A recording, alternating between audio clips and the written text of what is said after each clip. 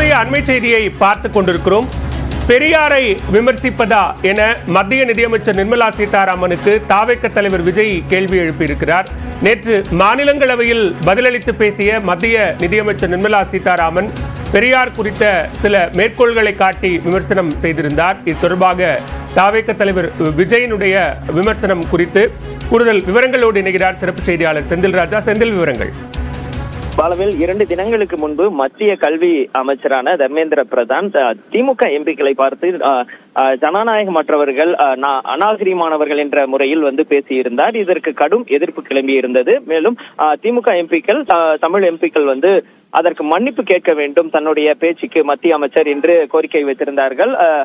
அதே போல் போராட்டமும் நடத்தியிருந்தார்கள். இந்த நிலையில் தான் அவர் மத்திய அமைச்சர் தர்மேந்திர பிரதான் மன்னிப்பு கேட்டிருந்தார். இது குறித்து பேசுகையில் மத்திய அமைச்சரை மன்னிப்பு கேட்க சொன்னார்கள். ஆனால் தமிழை காட்டு மிராண்டி மொழி என்று கூறியவரை இவர்கள் போட்டோ வைத்து அதை புகைப்படம் வைத்து மாலையிட்டு மரியாதை செய்கிறார்கள் என்று மத்திய நிதி அமைச்சர் நிர்மலா சீதாராமன் பேசியிருந்தார். இதற்கு தான் தற்போது விஜய் சில கேள்விகளை எழுப்பி ஒரு பதிவை இருக்கிறார். அதில் பெரியார் தமிழை காட்டு மிராண்டி மொழி என சொன்னார் என்பதற்காக நிஜமாகவே ஒன்றிய அரசின் நிதி அமைச்சர் அவர்களுக்கு வருத்தமா?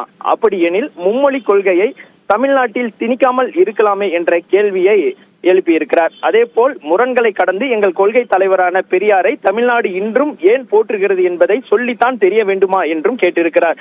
குழந்தை திருமணத்தை எதிர்த்தல், விதவை மறுமணத்தை ஆதரித்தல், சாதி கொடுமைகளை எதிர்த்தல் என சொல்லிக்கொண்டே போகலாம் என்றும் அவர் தெரிவித்திருக்கிறார்.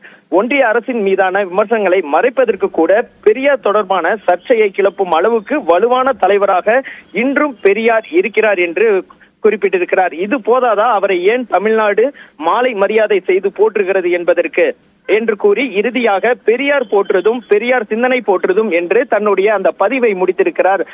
பாலவேல், விவரங்களுக்கு நன்றி செந்தில்.